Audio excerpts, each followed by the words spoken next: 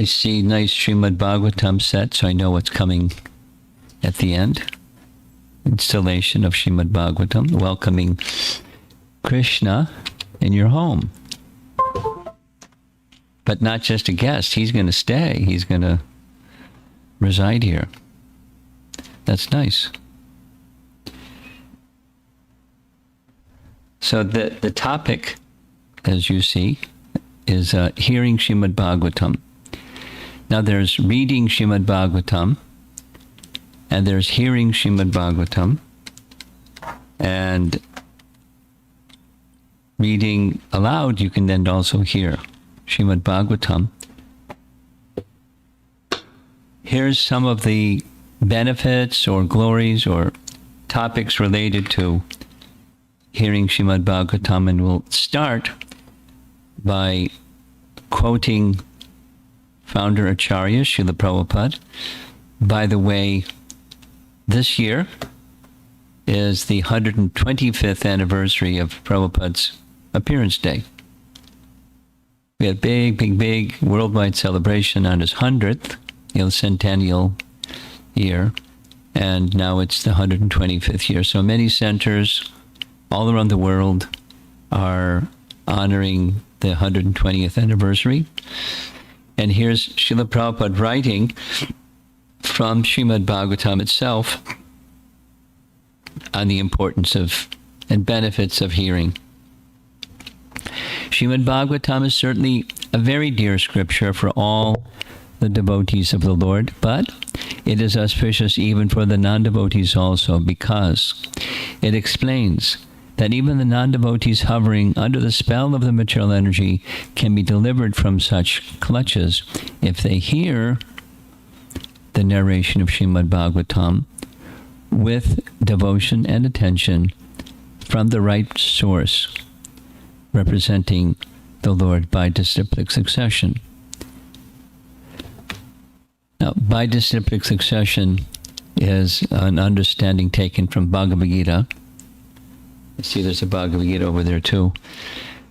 Bhagavad Gita chapter 4, Krishna introduces to Arjuna that this knowledge previously was existing by his teaching it to the sun god Vivaswan, Vivaswan teaching it to his son Manu, Vivasvata Manu, Manu teaching it to his son Ikshvaku, who brought that knowledge to the earthly planet and ruled in Ayodhya, knowledge of the same knowledge of Bhagavad Gita. But because the disciplic succession was broken, knowledge was lost, Krishna says. So now I'm speaking it again to you, Arjuna. So when here's in disciplic succession, it's like, it's like an electric cable that's connected to the power, to the plug, and you paid your electric bill. So, Con Ed or whatever supplies the electricity around here, as long as the delivery of electricity is there and the cable is not broken, then you're going to be able to power your utilities, your things, your electronic devices. But if there's a break in the cable, then you won't. So same, if there's a break in disciplic succession, there can be some understandings, but it's not going to have the same delivery, the same electricity, the same potency. So hearing is necessary in disciplic succession. That's the right source. And there's a qualitative way to hear to get the best effect, and that's with devotion and attention. And we're going to circle back around at the end and touch on that topic again. I think you're going to like the description. Srila Prabhupada had a spiritual master, and his spiritual master is pictured here, Bhaktisiddhanta Saraswati Thakur. And he also liked Srimad Bhagavatam very, very much. And he wrote the following: even if all the books of the world were to be burned, there would be no harm, provided one treatise was left, Srimad Bhagavatam.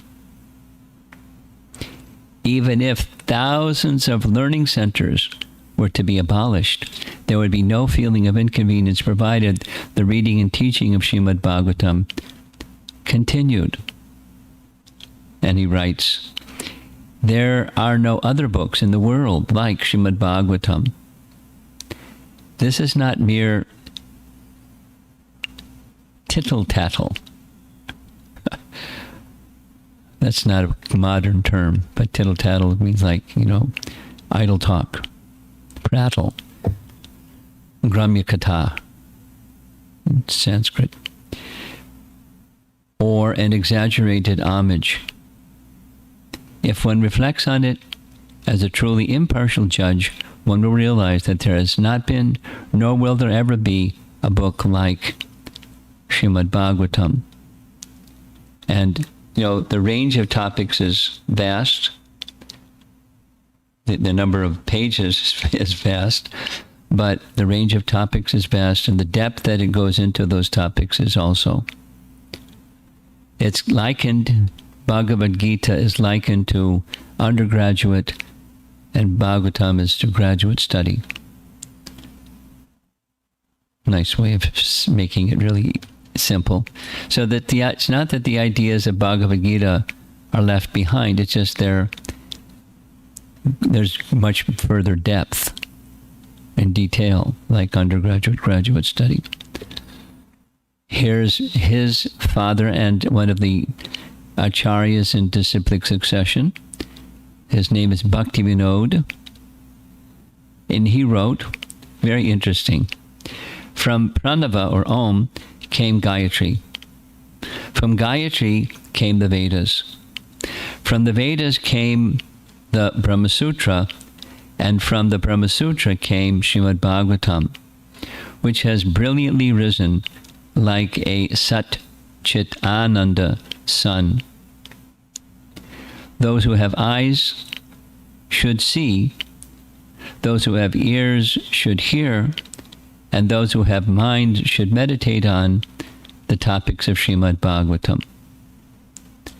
Now that he wrote an introduction to one of his 100 books. Try writing a book sometime. And he was very prolific. 100 books. And this is one of them, Krishna Samhita. Going further up to disciplic succession, one of the essential senior-most followers of Lord Chaitanya, around 500 years ago, lived in Vrindavan. His name was Sanatana Goswami. There's a painting of him.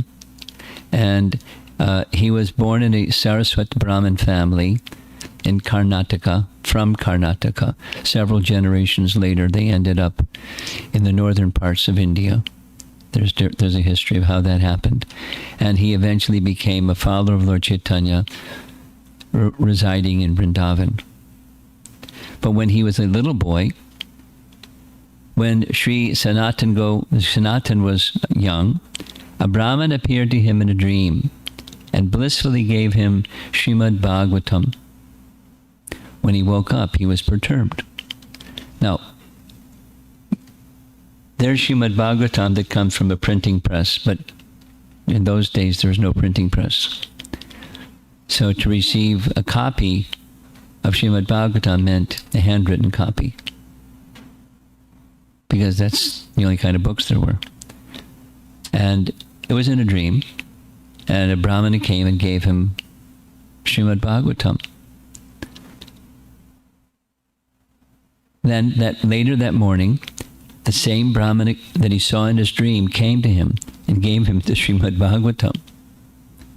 He was astonished. When he obtained the Bhagavatam, Sanatan became ecstatic and merged into the ocean of prema. After this incident took place, Sanatan began reading Srimad Bhagavatam daily. So that one it was in his youth. And later on, in his adult life, he became the prime minister, and his brother became the home minister in the government of the ruling Pathan king at that time. Nawab Hussain Shah. But he had no interest in that activity. He was interested in bhakti. So he snuck away, retired from that service, went to Vrindavan. Later, he met Lord Chaitanya at Prayag. Later, Lord Chaitanya, Sri Chaitanya Mahaprabhu, gave personal instructions to Sanatana about the essence of Srimad Bhagavatam. Based on those instructions, Sanatana compiled Dig Darshani Tika, a commentary on Hari Bhakti Vilas, Vaishnav Toshani, and Brihat Bhagavatamrita. The Brihat Bhagavatamrita is a commentary on the Bhagavatam, and it's been translated by the BBT, and someday you may want to read that. It sits on your shelf about that thick. 3 volumes, really large volumes, and very fascinating, giving details of the Bhagavatam in even greater detail. Some like Vedic cosmology and many things in a very interesting way. So he was similarly devoted to Krishna through the messages he heard from Srimad Bhagavatam. And one of the books he wrote, under the order of Chaitanya Mahaprabhu to write, was a book, Krishna Lila Stava. Krishna Lila Stava. Stava means like little prayers, his personal prayers to Krishna. And it's organized, indexed by different topics about Krishna, Krishna Lila. And one of that section is about the Bhagavatam and his love for the Bhagavatam. Here's some verses from that section. I'm not going to read all the Sanskrit. Sarva Shastrabhi Piyusha, Sarva Vedaika Sat Pala, Sarva Siddhanta Ratnadya, Sarva Lokaika Drik Prada, etc. O Srimad Bhagavatam, O nectar churned from the ocean of all the Vedic scriptures, O most prominent, transcendental fruit of all the Vedas, O you who are enriched with the jewels of all spiritual philosophical conclusions, O you who grant spiritual vision to all the people of the world, O life breath of the Vaishnava devotees, O Lord, you are the sun which has arisen to dispel the darkness of Kali Yuga. I think I'll pause it just for a moment and go back to something Bhakti Siddhanta said, or Bhakti Vinod Thakur said. That Pranava, according to the Vedas, or Om, is the shortest Vedic sound vibration that represents the absolute truth. It's a sound representation of the absolute truth, Om. It's the shortest sound vibration form of Krishna. And from that Om, so many things have expanded, starting with Gayatri, and from Gayatri, Vedanta Sutra, commentary on Vedanta Sutra. It says, in not only in the Srimad Bhagavatam, but in other literatures, other Puranic literatures, Bhagavatam is a commentary on Vedanta Sutra. So of all the Vedas, that this Bhagavatam is said to be its ripened fruit. I don't think it's in this section, but all of the Vedas are compared to a desire tree. Now, we don't have experience of desire trees. We have experience of mango trees, or apple trees, or pear trees, or peach trees. And trees of this world, they bear one type of fruit in season. And the rest of the year, they're just trees standing there. But desire trees, they're different. They can produce any amount of, not just fruit, but any amount of anything, according to kalpa, vriksha, according to one's desire. And according to one's desire, a desire tree can supply anything. So the Vedas are compared to a desire tree. Because for human society, whatever it is that one may need or want, there's some instruction within the Vedas how, through Vedic process, to achieve that. So therefore, the Vedas are like a desire tree. If you want wealth, there's this. If you want longevity, there's that. If you want good health, there's such and such. If you want success in business, there's such and such. And whatever there is, there's a Vedic process to fulfill that desire. So it's a desire tree. And the Bhagavatam is compared to be the ripened fruit. That's at the very top. And it's the culmination of all the other fruits that are to be received from the desire tree. It's the summit, or the superlative best. And the Vedas describe the Bhagavatam in that language. So this last line that you see on the screen, it's right in the Bhagavatam. Just some sharing. You have a Bhagavatam set there, when most likely you'll begin with first canto. So in the first chapter of the first canto, there's a section where there's some sages when Kali Yuga has begun. And Kali Yuga begins, this present age begins just after Krishna's departure. So there's a question, now that Krishna has departed, where have religious principles, where will they take shelter? Because by Krishna's presence, religious principles were upheld and protected.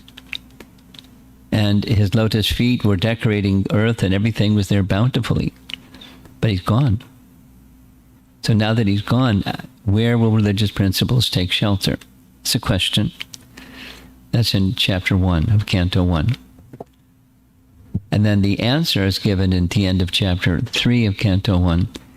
Now that Krishna's departed, like the setting of the sun on the western horizon, on the eastern horizon, as brilliant as the sun, but as soothing and cooling as the moon, Srimad Bhagavatam's appeared shortly after Krishna's departure, giving light in this age of darkness. So that's what you have on your table over there. It's that light that's meant to dispel the darkness of this age of Kali. There's shelter of light. Like there's a home visit yesterday. There was a 9-year-old girl asking some questions. Anyone here? Any of you are around that age? How old is? You're 10. Okay. You're 9? 8. Okay, she's in between you two. And she was asking a question that, her mother also asked. Like, how do you handle negative emotions? How do you deal with it? What's the best way to deal with negative emotions? And then she spilled the beans. She said, I get angry at my brother sometimes. She has a younger brother. You don't have a younger brother. You have an older brother, right? You have another one that's younger. Oh, you're 3. 1, 2, 3. You have an older brother and a younger brother. Do you sometimes get a little irritated at your younger brother? Oh yeah. So she wanted to know how to deal with that, how to overcome those negative emotions. How do you do it? So I gave an answer, but here's a supplement to that answer, and that is by light, or by not just mode of ignorance is where it's dark, like the world looks dark and my feelings are dark and it's dark. It's this negative emotions. And the best thing is you turn on the light, and then the negative emotion, the darkness is gone. If you're filled with joy, and your younger brother does something, a little irritating, you're still filled with joy. You don't lose that joy because you're filled with joy if the light's on. So that's one of the best ways to deal with, your emotions, is have good emotions and be filled with light. But how do you do that? Well, The Bhagavatam says, and Sanatana Goswami says, Srimad Bhagavatam will help. Srimad Bhagavatam will help. I know a girl that's 9 years old. She doesn't live in this city. She lives in another city. And she's really happy. Like, really happy. And she really likes the Bhagavatam, and she really likes chanting, and she likes having nice friends, too. She has some nice friends. She has some people around that are, like, a little harsh, because the world has people that are harsh. But, she's happy inside. And so she can handle the emotional turbulence that comes sometimes because there's happiness inside. So that's what this Bhagavatam does. It dispels the darkness of this age of Kali. You are actually Lord Krishna, who has returned among us. Because Krishna had departed, but Bhagavatam came shortly thereafter. As brilliant as the sun, but as cooling as the moon. It's a nice poetic image. It's summer, and sometimes, today's a mild day, but sometimes it gets really hot.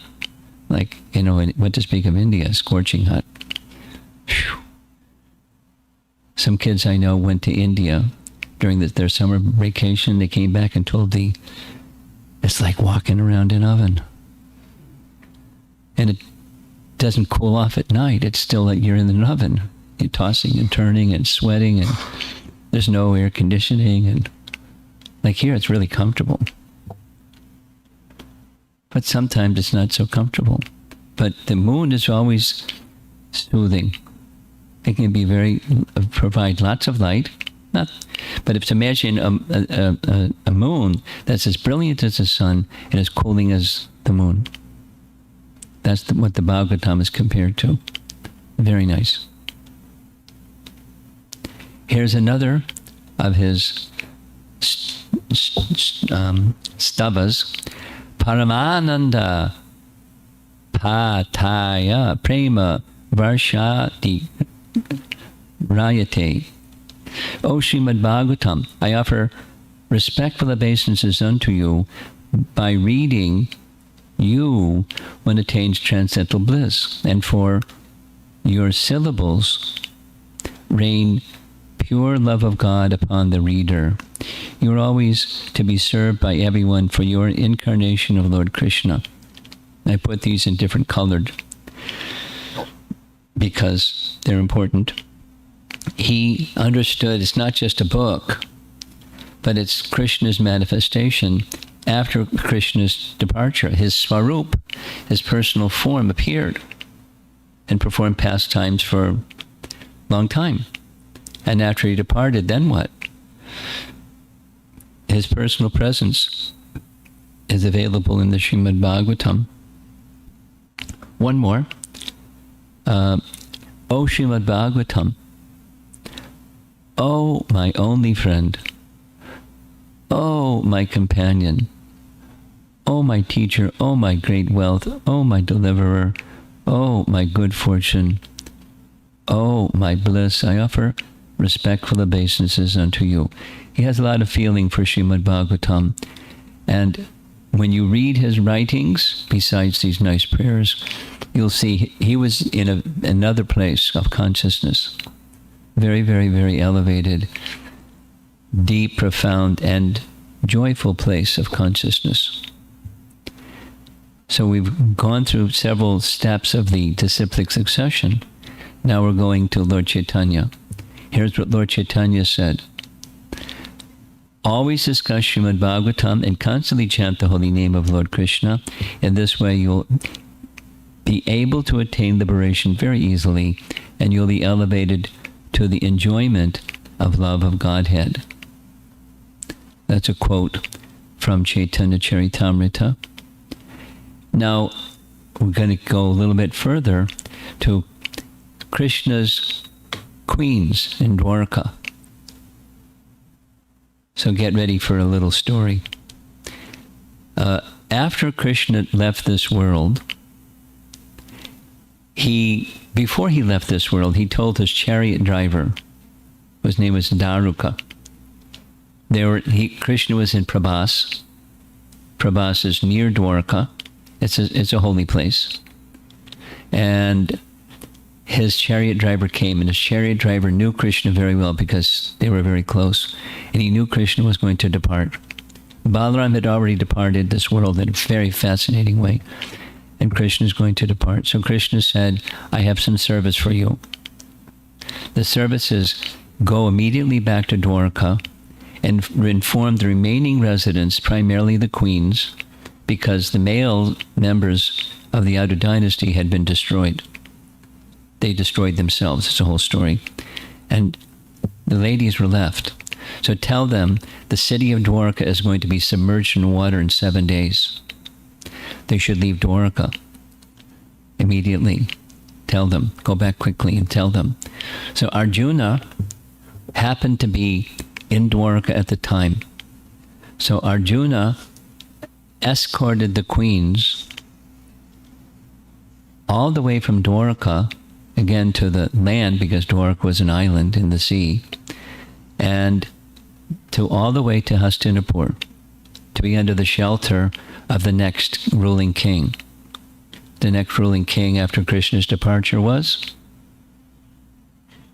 Maharaj Parikshit, right? Because after Krishna's departure, the Pandavas, they retired. They went to the Himalayas and so forth. It's described in the first canto. And Arjuna, it's a detail, but Arjuna on his way back, having brought the queens to Hastinapur, he met with his brother, elder brother, Yudhishthira, and informed him, Krishna has departed, the Pandavas have all departed, and he was smashed emotionally. But as he was narrating about Krishna, he started to feel some enlightenment and then realized, actually, Krishna gave me his association through the teaching of Bhagavad Gita, and I'm feeling now revived. So the queens were left in the care of Maharaj Parikshit in Hastinapur. Now, one of the things that Maharaj Parikshit did as ruling the world is he established Krishna's great-grandson as the king of Mathura. Now, Hastinapur and Mathura are not so far apart. Like if you want to visit Vrindavan or Mathura, there's a train that goes from Delhi to Mathura, and it's not very far. Or you can go by car or however you want to get there. And so the great-grandson's name was Vajranab. Vajranab became the king of Mathura. So the queens were then handed over to Krishna's great-grandson, Vajranab. Vajranab was the son of Aniruddha, who was the son of Pradyumna, who was the son of Krishna and Rukmini. So they're living in Mathura, feeling great separation from Krishna. And they're looking around at each other, seeing how grief-stricken they were, except for one amongst them. Let's read. Now, what I'm describing to you is taken directly from Padma Purana about the Bhagavatam. After Krishna's disappearance from this world, his queens came to Mathura, where Vajranab, Krishna's grandson, was protecting them. One day, while being tormented by the pain of separation from Krishna, they noticed that their co-wife, Kalindi, was alone happy, and they asked her to explain the reason. Again, this is Padma Purana. And Kalindi explained that I'm thinking of the very nice instruction that Uddhava gave. Uddhava was sent by Krishna from Mathura to Vrindavan to pacify the residents of Vrindavan, particularly the gopis. Krishna wrote a letter. And, dear gopis, etc., etc. And not only that, he spent several months with the residents of Vrindavan. And just hearing from Uddhava about Krishna, they felt very, very pacified. So Kalindi said, I suggest that we go to Vrindavan and find Uddhava. And the queen said, but Uddhava has also departed after Krishna's departure. He couldn't bear separation. But Kalindi said, I heard that Uddhava had prayed to become a blade of grass in Vrindavan. So if we go there and we chant Krishna's glories, maybe we'll find him. Maybe he'll present himself before us. So that was the idea that Kalindi said. The queens really liked the idea. They took the idea to Vajranabha. He really liked the idea. And so together, King Parikshit, Vajranabha, and the queens made a little journey. It's not far to go from Mathura to Vrindavan. And they held a big kirtan, big festival of chanting Krishna's names and Krishna's glories. Just like at the beginning, we sang a song. Just names of Krishna. So they were singing songs with describing Krishna and his names and his activities. And it became very ecstatic. They were feeling great joy, and it became so tumultuous that Uddhava surfaced from the bushes and creepers in that area. And he started dancing and feeling great ecstasy.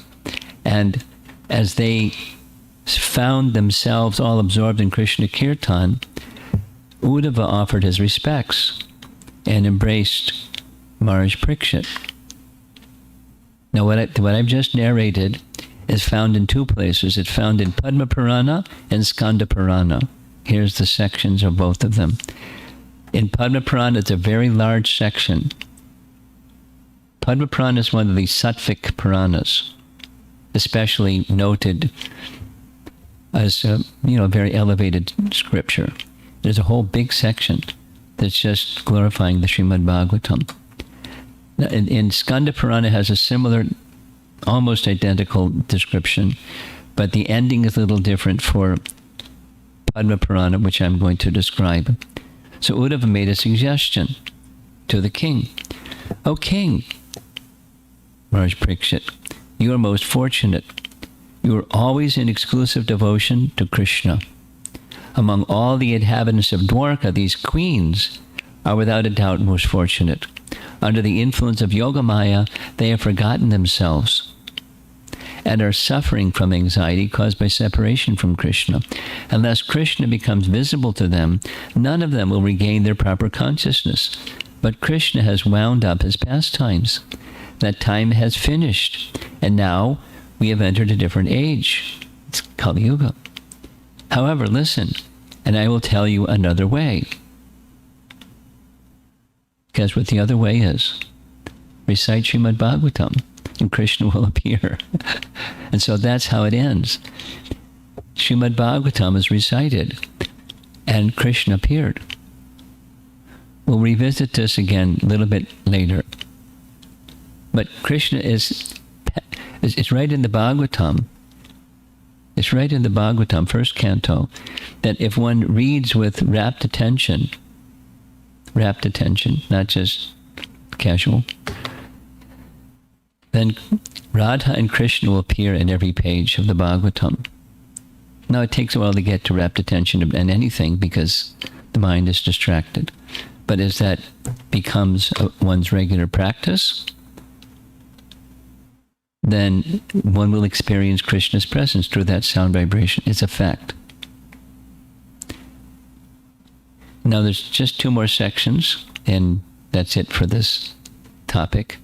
But there's, at different times, this very same Srimad Bhagavatam has been manifest in different ways. Here's some of them. According to Skanda Purana, Krishna himself presented knowledge of Krishna from the Goloka Vrindavan realm to Lord Vishnu. Then in turn, Lord Vishnu presented knowledge of Krishna to Goddess Lakshmi. Both of these are from Skanda Purana. Also in Skanda Purana, Lord Narayana gave the teachings of Krishna to Lord Shiva. There's a nice painting. Krishna speaking, Vishnu is speaking, or Lord Narayana in Vaikuntha is speaking to Lord Shiva.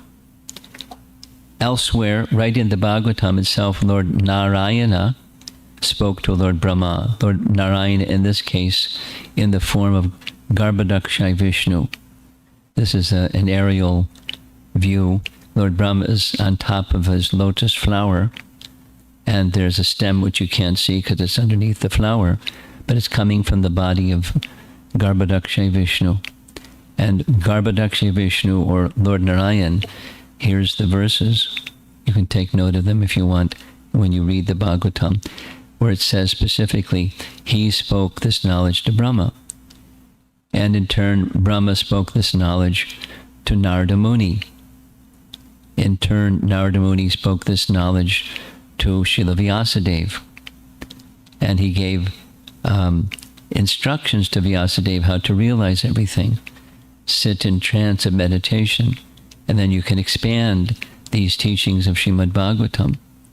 So he did that, and then he compiled the Srimad Bhagavatam while contemplating Krishna. Very nice painting. And he then wanted to make this knowledge available to others. So Vyasadeva, after some time, he had a son, and his name was, pictured here in that bluish form, that's Shukadeva Goswami. Shukadeva Goswami, the son of Vyasadeva, studied Srimad Bhagavatam under his father, along with other students, but he was the outstanding student. And after some time, Shukadeva spoke this knowledge to Maharaj Parikshit. And look in who's there in the audience. You see with the Veena, that's Narada Muni. And next to Narada Muni is Vyasadeva. And there's many other scholars in the audience, but one of them was Sutta Goswami. Sutta Goswami. He's a speaker of many of the Puranas. And Sutta Goswami, in turn, spoke this Bhagavatam. You'll read about it when you read the first canto, to the sages of Naimisharanya. So those are some examples of how the Srimad Bhagavatam was passed on through different speakers and hearers of the Bhagavatam's message. I mentioned this book by Sanatana Goswami called Brihat Bhagavatamrita, and there's a very interesting description. Listen carefully, after Shukadeva Goswami spoke the entire Srimad Bhagavatam to the king, Maharaj Parikshit, he got up and left. And when he got up and left, according to Brihat Bhagavatamrita, Maharaj Parikshit's mother, whose name was Uttara, she came to her son and said, I didn't understand everything. Could you say it again? And he says, normally in situations like this, I'm about to die, you don't ask those kinds of questions, but your question is so wonderful, I'll speak it again. And that's what Brihat Bhagavatamrita is. It's a narration. The entire part 1 of Brihat Bhagavatamrita is Maharaj Parikshit narrating. Now he's doing it in the form of another sage narrating without all the details, but it's another circumstance when the Bhagavatam is narrated. And we heard already from Skanda Purana that Uddhava, pictured here on the right side, is giving teachings about the Bhagavatam to the queens of Dwarka. Or we find in Srimad Bhagavatam 3rd canto, chapter 8, that Lord Sankarshan taught the 4 Kumaras Srimad Bhagavatam. Come on in.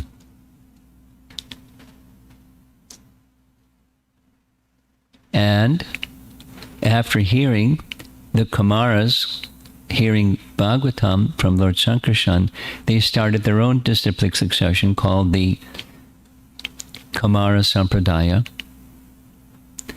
And they taught, among others, Sankyayana Muni. It's directly mentioned in the Bhagavatam. And Sankyayana Muni, he in turn instructed Parashara Muni and Brihaspati. That's mentioned in the Bhagavatam and Skanda Purana. And Brihaspati, very interesting, he became the teacher of the Bhagavatam to Uddhava. Remember Uddhava's name. For people that are not familiar with all these names, it's like your head's probably spinning or tuned out or something. But Uddhava was this dear associate of Krishna, as dear to Krishna, even more dear to Krishna than Arjuna. Arjuna and Uddhava were cousins of Krishna. Krishna had a father, and Krishna's father's name was Vasudeva. Vasudeva had a sister. His sister's name was Kunti, and Kunti was the mother of Arjuna. So Krishna and Arjuna were cousins. But Krishna's father had a brother also, and his brother's name, one of his brother's name was Devabhaga, and Devabhaga had a son named Uddhava. So they're cousins. And Uddhava was constantly, more so than Arjuna, constantly with Krishna. From the time Krishna left Vrindavan and went to Mathura, until the time Krishna departed, Uddhava was constantly by his side. Constantly. That's a long time. Because Krishna was only 12 when he went to Vrindavan, from Vrindavan to Mathura. He stayed on earth for 125 years. That's a long time to be with somebody. 113 years. They were really close. And he was very elevated. He even looked like him. His complexion, and he dressed like him. He didn't have a peacock feather and a flute, but he looked like Krishna. And his mood was so connected with Krishna. And he had a teacher. Someone taught him the Vedas. Taught him the Bhagavatam. That's Brihaspati. And then one of the other students, let's go back. Sankyayana Muni, let's go back. Sankyayana Muni heard from the Kumaras. This is a disciplic succession. According to the Padma Purana, there's 4 still intact disciplic successions. The Kumara Sampradaya is one. Still today. The time the Puranas are written, and is still intact. So the Kumaras heard from Sankarshan. The Kumaras then taught Sankyayana Muni. Sankyayana Muni had 2 main disciples, Parashara. Parashara is celebrated. He's the speaker of the Vishnu Purana. And he's the father of Vyasadeva, etc. Very, very special person. And Brihaspati is the priest of the demigods. And he taught Uddhava. Parashara taught Maitreya Muni, and Maitreya Muni taught Vidura. This is directly in the... You know Vidura? Dhritarashtra, Pandu, and Vidura. So when Vidura went on pilgrimage, he met with Maitreya Muni. And he heard the whole thing. It's right within the Bhagavatam, what he heard, at least parts of what he heard. There's another conventional message where Lord Shiva and Parvati, Lord Shiva taught Parvati and Shukadev. And that's a understanding in Bhubaneswar and Amarnath. Lord Shiva also taught the Bhagavatam. So we have a lot of examples. If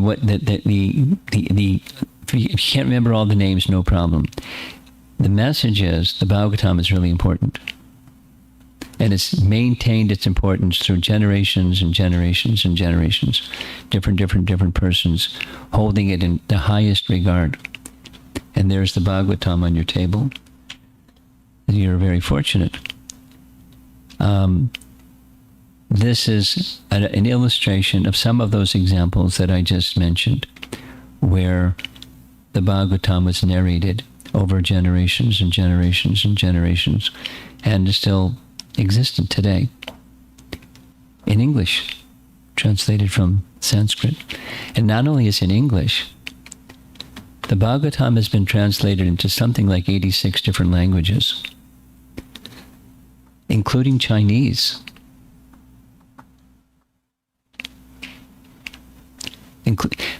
The Chinese government, catch this, the Chinese government approved the publication of Srimad Bhagavatam in Chinese. The government of China has agencies that do things. One of them is a publisher agency. The publisher agency signed a contract with the BBT to publish Srimad Bhagavatam in Chinese. Now, to order Srimad Bhagavatam, you have to order it from them. You can't just go find another publisher. It's them, and they're in charge of the distribution of that publication. But it's in Chinese, and you name it. African languages and all over the world. European languages for sure. Indian languages for sure. The whole Bhagavatam is abundantly available in the world. That's exceptional, because previously you have to meet a guru that knew Srimad Bhagavatam and sit at their feet for months at a time and hear the whole thing. So now I'm just going to end with a nice story that's also found in Padma Purana, Uttarakhanda section, where it's the Bhagavat Mahatmya section of Padma Purana, chapters 4 and 5. And it's conventionally called the Gokarna story. Now there's a city in what state? Karnataka, right?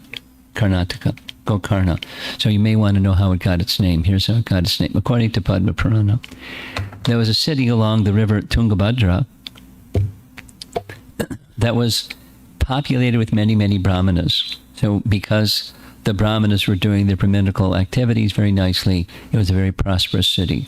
It doesn't give the name, what it was called at that time.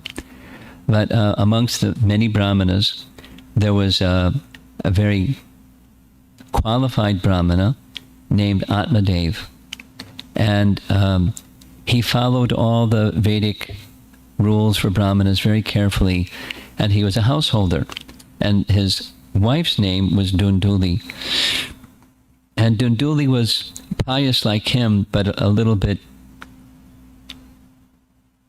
how does the Bhagavatam describe it?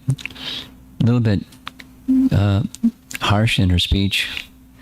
She didn't talk nicely to her husband, and he kind of tolerated it because that's what you do when you have a wife that's a little cranky and,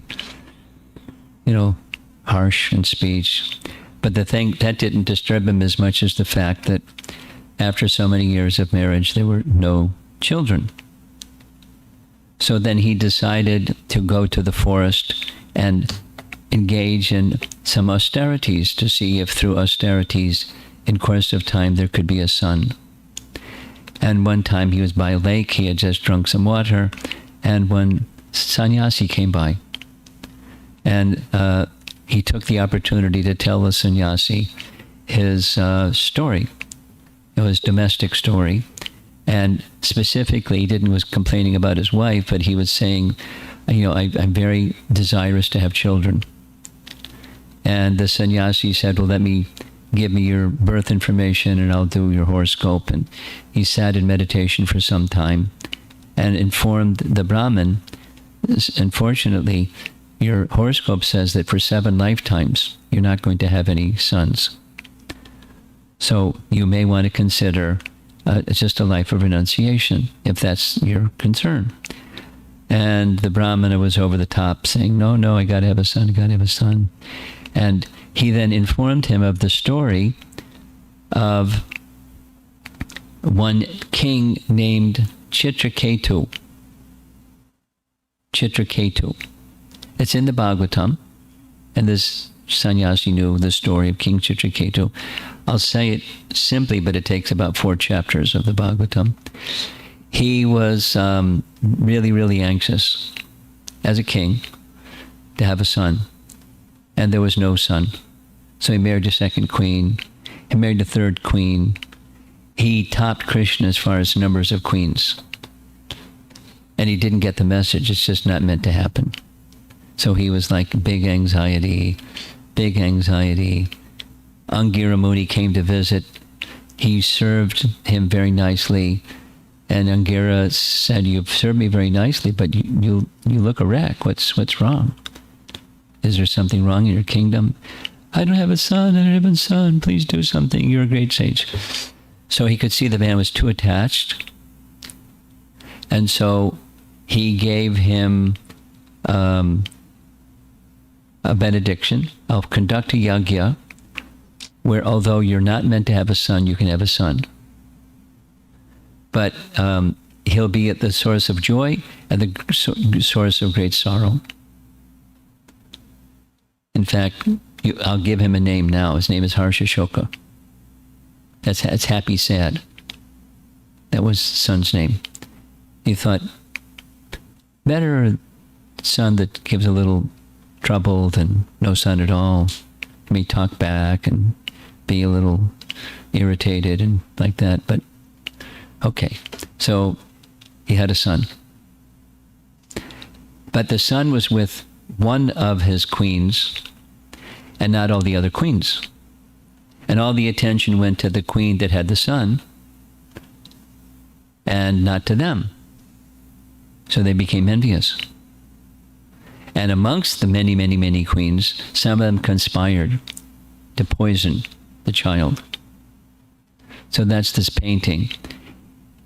In the middle of the night, some of them snuck in and administered poison. And when the king woke up, and the mother, Kritadyuti was her name, they screamed, and the child is dead. And just at that time, as you see in the painting, Narada Muni and Angira Muni together came to visit the king. Narada has this uncanny ability of knowing when to show up at the right time and say all the right things. So here in the painting, he's inviting the son to come back to life, to pacify his father. And the son looks at Narada and says, "Who's my father? I've had so many fathers." And gives the whole philosophy of you're not the body. "And I was with my original father, and you called me back. Let me go to my original father. That's my father." And he laid back down. So the sannyasi said, you know the story of King Chitraketu. He wasn't meant to have a son. You're not meant to have a son. So let go of the idea. No, I can't let go of the idea. Please do something. So he could understand, that sannyasi could understand, this man is too attached. He's got beans in his ears. He can't hear. So he made an arrangement. Here's a mango, and you go back to your home, give the mango to your wife, and tell your wife if she eats this mango, she'll have a son. But she has to fast for a whole year. And so when he went back and gave the good news to his wife, we're going to have a son, here's the mango.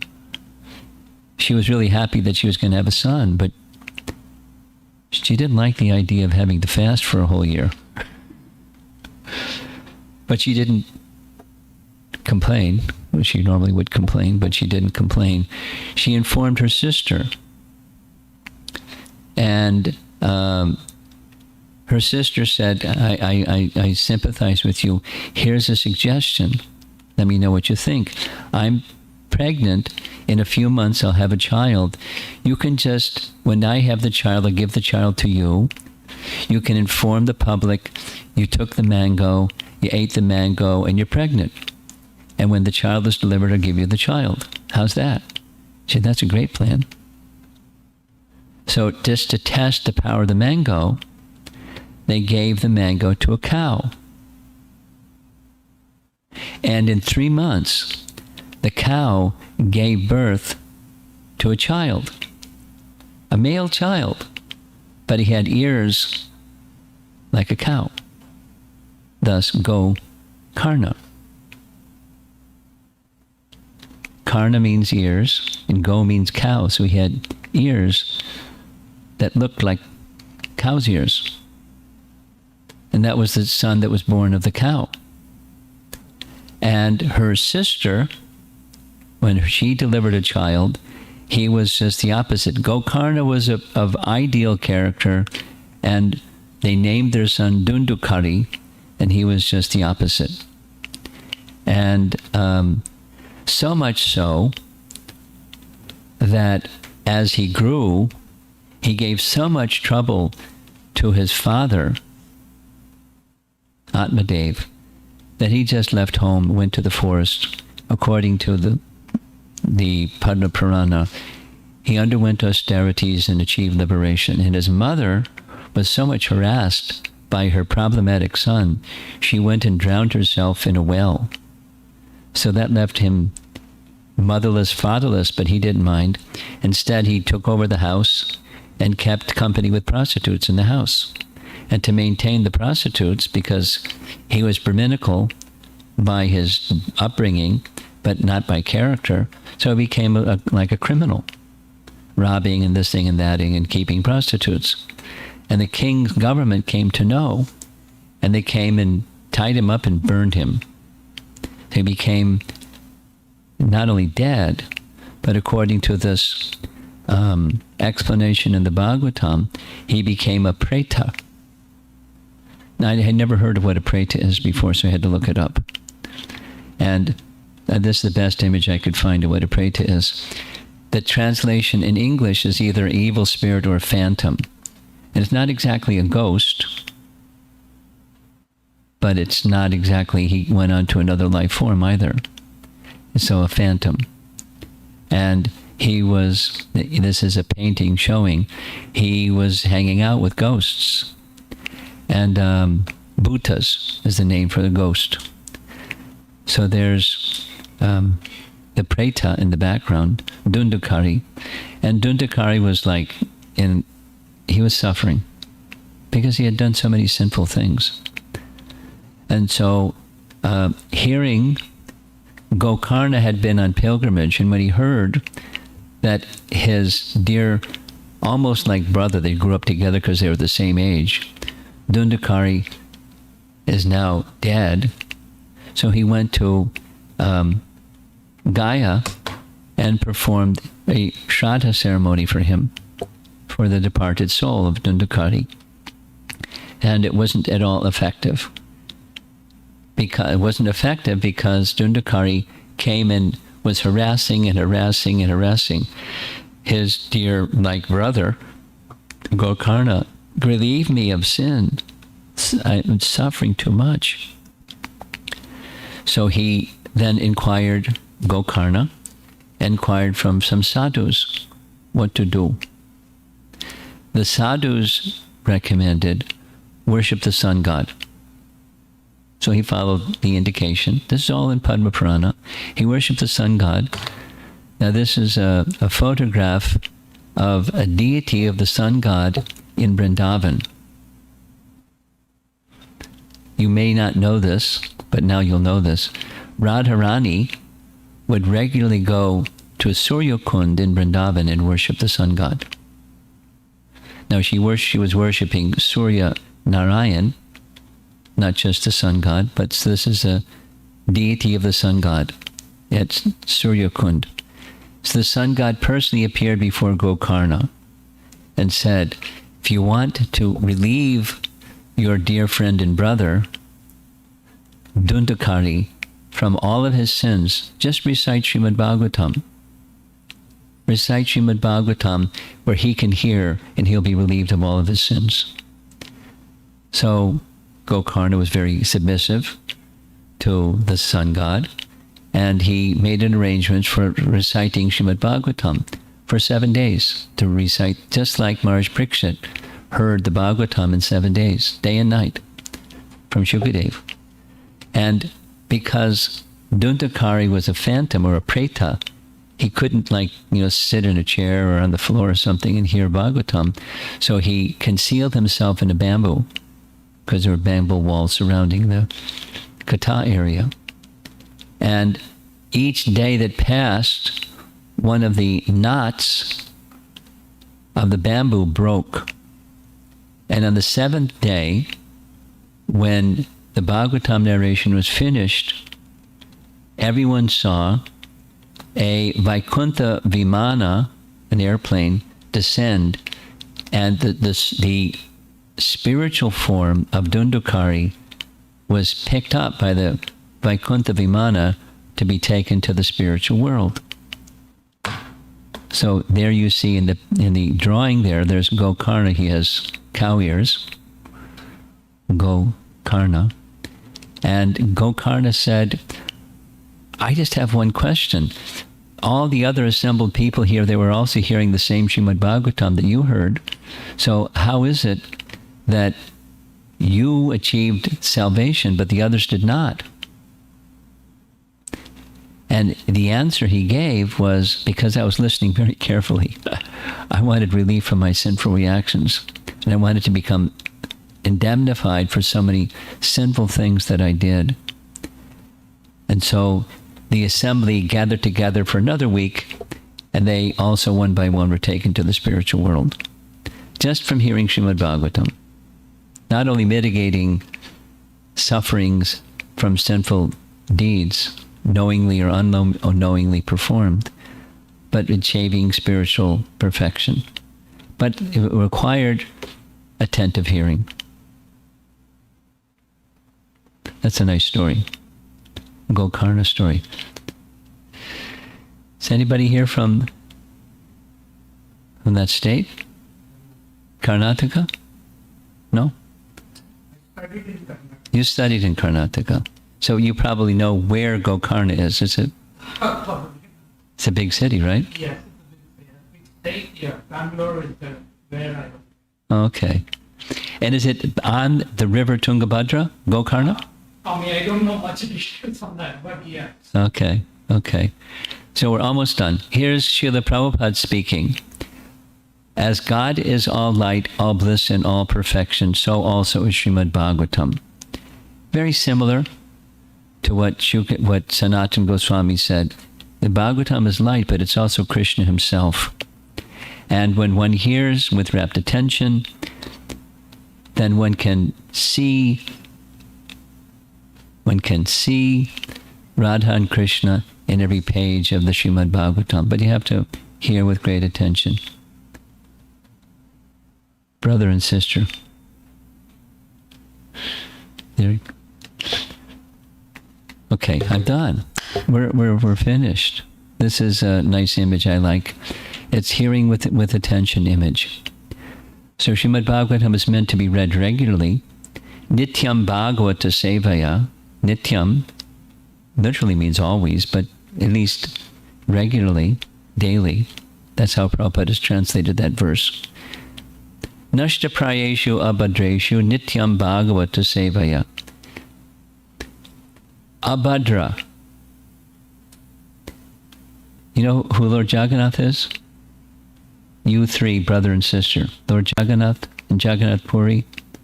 You've heard of Lord Jagannath? Oh gosh, all these names probably like this gobbledygook to you. Sorry. But the older people, they probably know who all these names are. In Jagannath Puri, every year there's a Rath Yatra. It's the largest attended single-day event in the world. And now it's nationally televised.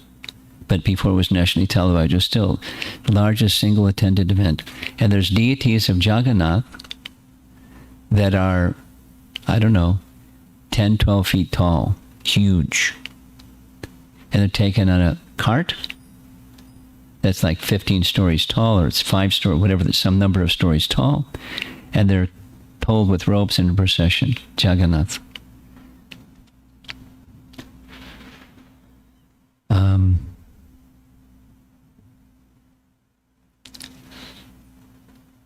I forgot why I was telling that story. Yeah, Subhadra. So there's three deities, thank you. There's three deities. Over here is Jagannath, that's Krishna in Dwarka. Balaram, that's Balaram in Dwarka. And in the middle is the sister, Subhadra. Subhadra. So Krishna, Balaram, and she's much shorter. The color of the deity is yellowish color. Balaram is white, and Krishna or Jagannath is black. Jagannath, Baladev, and Subhadra. So Bhadra means auspicious, Subhadra means very auspicious, and Abhadra means inauspicious. So this verse in the Bhagavatam says that all that is inauspicious, Abhadras, vidunoti, they're cleansed. By what? Just by hearing Srimad Bhagavatam. Nashta. Prayeshu, Abhadreshu, Nityam Bhagavata Sevya. By just the seva, the service of hearing Srimad Bhagavatam, all that's inauspicious in the heart, cleansed. Is there anything inauspicious in the heart? Too much, probably. I mean, for most people. So it's a nice, it's just an advertisement for cleansing, a cleanser advertisement.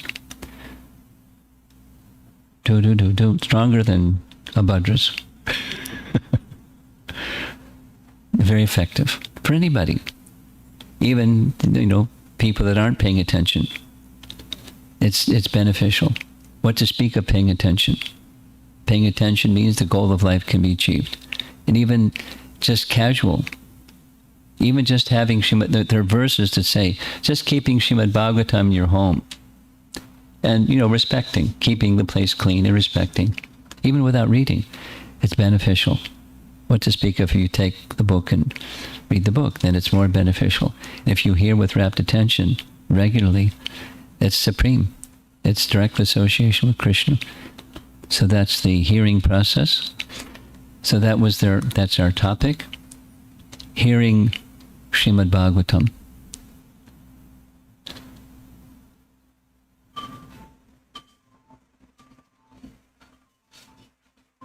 Uh-oh. Tell it to go to sleep. Any discussion?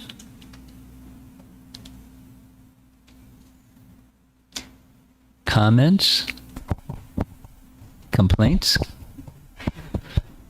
Too long, too many new names. You can control emotions, reading Bhagavatam. Well, you can control the emotions when the heart or consciousness becomes cleared. The emotions that are not in control is the clutter. But you clear the clutter, and then you have control of your emotions. People reading up a lot of stuff, other things though. Sure. Sure. They think they got a little bit of wisdom. Sure. But the minute they face a difficult situation, I think that little wisdom disappears. Yeah, it separates the men from the boys, right? That's true. And it often happens often. How do we face that kind of a thing? It depends. That there's no substitute for purity. Now, purity has a price, like everything. It's not a monetary price. It's a, investment of consciousness price. Now, supposing I'm not prepared to invest consciousness, then I'm going to deal with the consequences of, dealing with turmoil in the mind and in the world around me and people that I know that are dear to me that are undergoing turmoil. And so I can't be of great resource to help the people that are undergoing turmoil unless there's purity. And when there's purity, then you can be a resource to help people around you that are dear to you that are undergoing turmoil. You can be an instrument of that higher consciousness if you have higher consciousness.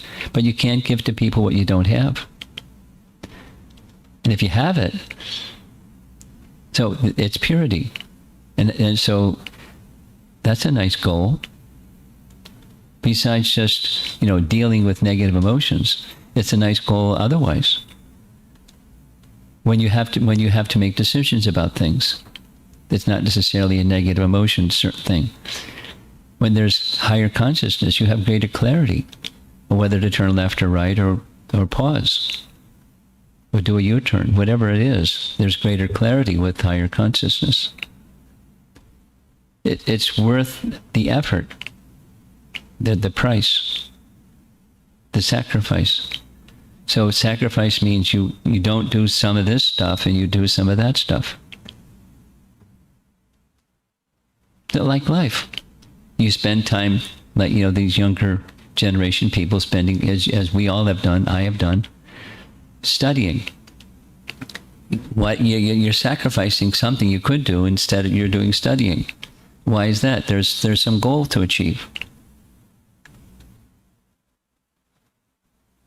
And then there's a higher goal than that. So there's some sacrifice necessary. And then one needs to know what's that higher goal and what's the means to achieve it.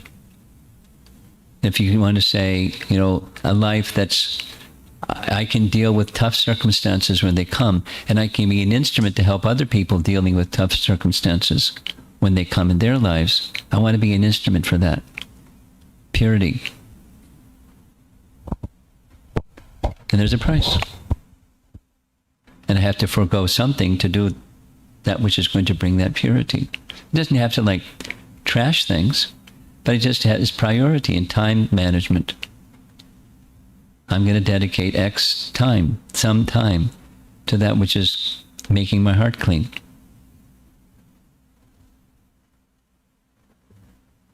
That's a sacrifice. I'm not going to do some other stuff. I'm going to do the heart cleaning stuff. But then, like your comment, supposing there's some knowledge, short answer, knowledge is not enough. Not good intention isn't good enough. Both. You need good intention, you need knowledge, but it's not enough. What do you need? There has to be a place of shelter, not just go up, but no shelter. And then challenge comes and you're back down again, dealing with turmoil. Knowledge alone is not enough. There has to be some higher shelter. So what's that higher shelter? Place of shelter. A place, a person that's supremely pure, then I can maintain that purity, and it doesn't, even when there's a challenge, it doesn't get compromised.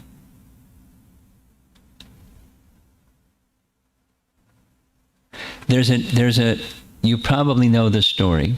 It's a long story, but I'll make it really short. Brighu, who was mentioned in this evening, this session, there was a group of Brahmins. They got together and they wanted to know who was supreme. So he was designated the one to go get the answer. So he went and he offended Lord Shiva. Then he offended Lord Brahma, who was his father. Then he offended Vishnu. You know the story? He kicked Vishnu in the chest. He kicked Vishnu in the chest. And Vishnu said, "Oh, I'm really sorry. I must have hurt your foot. I have a hard chest. Your foot's so soft." And in that connection, it's stated that the real test of a person's quality is maintaining stability even when there's tribulation. Therefore, Brighu concluded, Vishnu is the best, because the others had become disturbed when he gave a verbal and other offense, a personal offense. He came before his father and was silent. he said something not nice to Lord Shiva. Mental offense, verbal offense, corporeal offense. So, the merit of a person can be understood by their ability to withstand tribulation when it comes. So to withstand tribulation when it comes, there has to be a higher place of consciousness that's unchanging. That's where there's shelter. You can go up with knowledge, but there has to be shelter. Otherwise, it's like sending a rocket ship. Unless there's shelter, you have to come back. Up, we have to come back. You run out of fuel, you run out of oxygen, you run out of whatever, you got to come back. Unless there's shelter, where it's the natural habitat for you, you have to come back. So that which is natural for the soul is the Supreme Person. Shelter there. Then the greatest of turbulence, the greatest of misfortune can come. It's discussed in Bhagavad Gita, same thing. When we achieve that state, the greatest of difficulty can come and one remains undisturbed. Chapter 6, Bhagavad Gita. Greatest calamity. And sometimes, difficult things happen. Sometimes calamities happen. So how to remain undisturbed, which is your question. When that comes, there has to be shelter. There has to be purity and shelter. It's like this 9-year-old's question last night of how do I deal with my, negative emotions, my emotional life. She was specific in thinking about her question, but there can be something far more challenging than her younger brother is irritating her. There are far more irritating things in life than that. And how to handle it when it comes. Sometimes it comes. For all of us. And then what? Knowledge alone is not enough. So the purpose of the Bhagavatam is not just knowledge, but it's shelter in Krishna. That's the conclusion of this discussion. Anything else? Yes. We have some remote people, virtual people, so if you can speak in the microphone, they can hear you too. So kind of trailing the same question and the thought process. When we try to practice Krishna consciousness with purity and persistence, often the things we tend to forgive is always sometimes considered as weakness. How? That's okay. It's not. It takes strength to maintain the mood of being close to Krishna. And there's greater strength in that than someone who thinks, oh, you're weak and I'll take advantage of you. Krishna will protect you. And it takes confidence, and it takes courage, and it takes strength. Now, I'll leave it to your imagination. I've been practicing Krishna consciousness personally for over 50 years. And I've encountered what you're speaking about.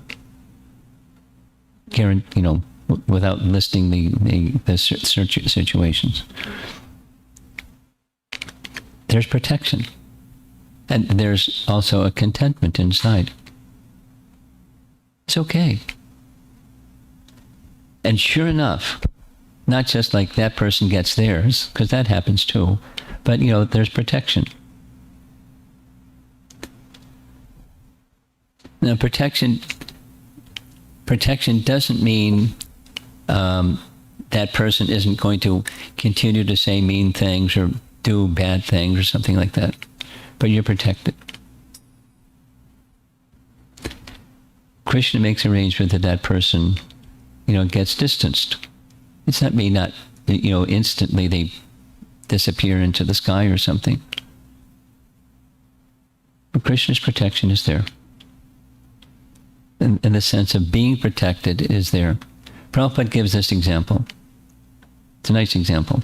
Supposing there's a young boy walking along the street, holding the hand of his father, and here comes a big dog, woof, woof, woof, and shows his teeth and growls.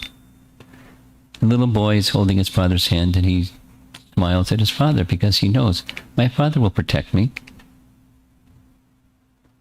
He remains peaceful. I've experienced it.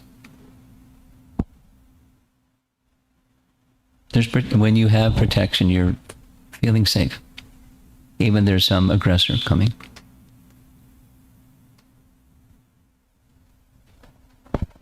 It's true. Let me tell a little story. It's a nice story. Many years ago, I was visiting an IIT campus in India. And I got up really early in the morning. I like getting up early in the morning. And after Mangal Arati, I went for a japa walk. And I was doing that every morning. And it was still dark out. It was really quiet, cool, peaceful. The prana in the air was really palpable. It's nice. And as you know, there are street dogs in India. And they hang out together. When I was walking by where the street dogs were, one guy would lift his head, hear me walking by, and do his, woof woof. And then hearing that, all the other dogs would echo, woof woof woof woof. And I was like, just not disturbed, just kept walking by. And then went, pacing back, and they would do the same thing every time I came by, because they're territorial. Don't come in our territory. So one morning, when having this morning walk, there was a professor that was walking with his little French poodle. Little guy, white, little tiny poodle. And he had him on a leash, and he had a stick. So as he was walking by where the street dogs were, they saw this little yummy meal walking by on a leash, the little white poodle. So they didn't just say woof woof. They got up and, showed their teeth and the things in the back of their neck and rawr, rawr, rawr. I was watching. So the professor picked up his poodle, put him under his arm, and showed the stick to the dogs. He didn't whack them, he just showed the stick. They looked at the stick, they looked at each other, they looked at the stick, they looked at each other, went back and laid down. And the poodle, little tail was wagging like this, and he was licking the professor's cheek. Sanatha, as opposed to anatta. He had a protector, had a master. He was feeling, his tail was going like this. He wasn't freaked out, wasn't panicky. He could have been ripped to shreds by those dogs, street dogs. But he was protected. So when you feel protected, it's okay. And if you're not feeling protected, you got to protect yourself, then you're on your own. And it's not nice. It's the negative emotions start flaring. And then you got to make your decisions about what you're going to do. No, you still have to make some decisions, but when someone gets unpleasant, how are you going to deal with it? They're thinking you're weak because you're this love goodness person and I'm going to take advantage of you. Because people do that. There's all kinds of people in the world. There's that kind. So you make decisions what you're going to do, but you don't have to be worried or feel unprotected. You can make decisions based on what's suited for the situation.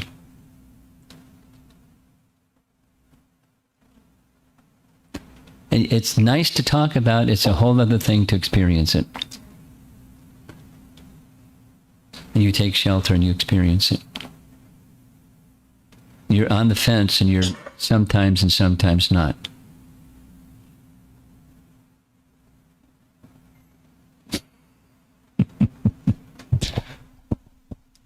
Anything else?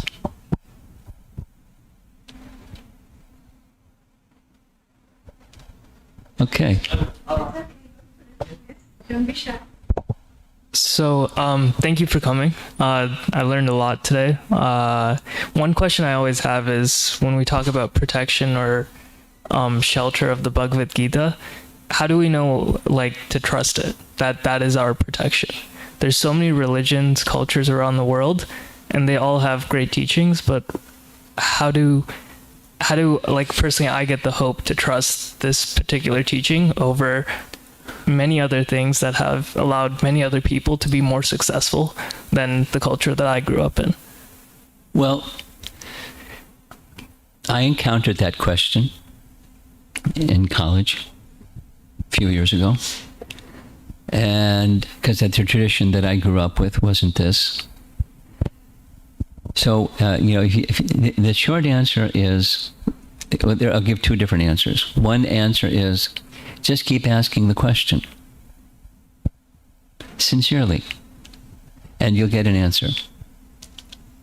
If you don't ask the question because, there's too many options out there, my head's spinning, so I'm not going to stop asking the question, you won't get an answer. But if you keep asking the question, you'll get answers.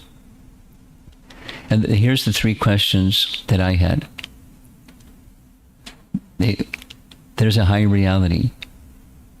I'm sure of it. 2, I don't know what it is. 3, I want to know. That's it. So I started exploring. I wasn't just being casual about it. I started, seriously exploring. And I came across different things. And some of them I didn't even know were out there. It was like a kid in a candy store. That I didn't even know there were all these different types of candies. And so, you start exploring and see what resonates. And,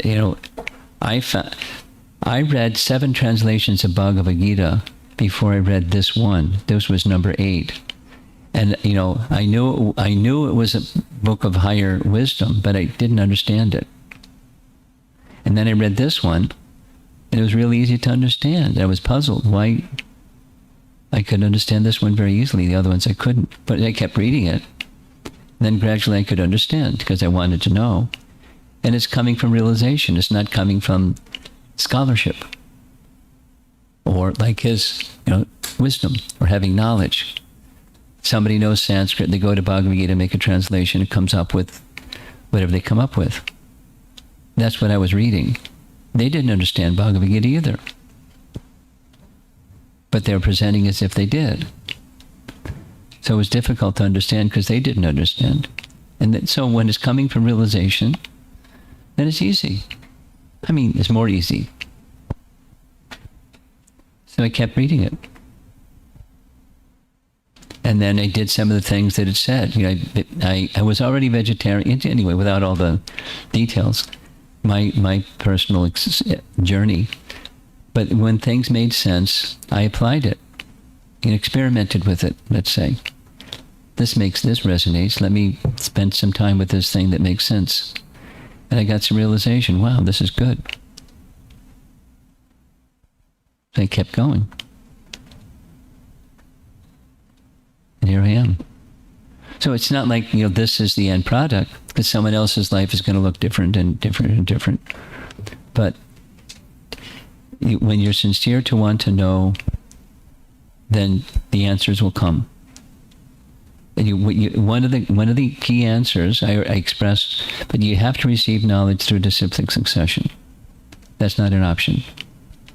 If there's 10 electric cables on the floor, 9 of them have breaks in the cable, and one doesn't. Only one is going to deliver electricity, and it's got to be plugged in. You have to pay your electric bill, and then you get electricity. You touch the end of the cable, and that's the cable. That's how you know.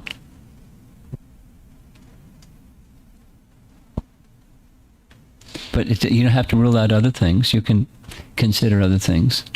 But where's the practical experience of a connection with that which is the source of everything and really understanding it?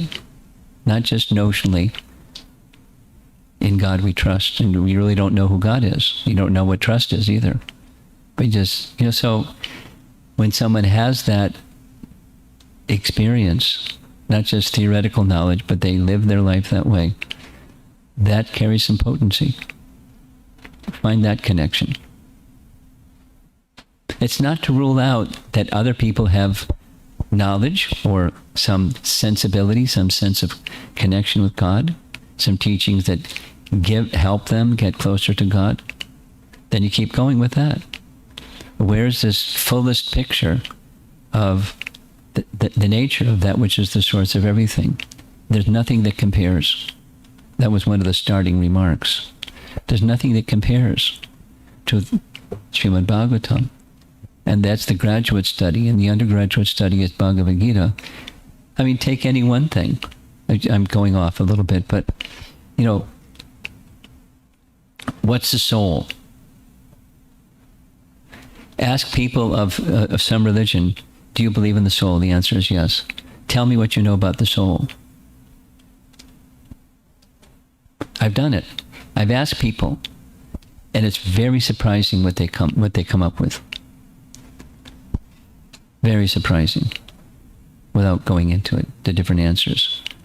But Bhagavad Gita is very clear, and it's very sensible. And it's that which can be realized, not just a concept.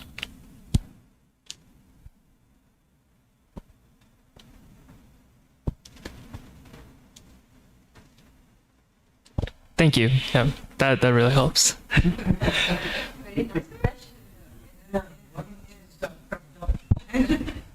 Atato Brahma Jigyasa, Vedanta Sutra says, Jigyasa, inquire. Brahma Jigyasa, inquire into who am I really. If you want to know who you are really, in the deeper sense, just keep asking. And you go to different sources and you get more clarity than you do today. And which of those sources gives you that sense? You know, check out different sources. I did. It was very clear. I mean, it took a while. It wasn't like overnight. But clarity. It's not disrespecting others and other teachings and other teachers, but it's, you know, the clarity is superlative.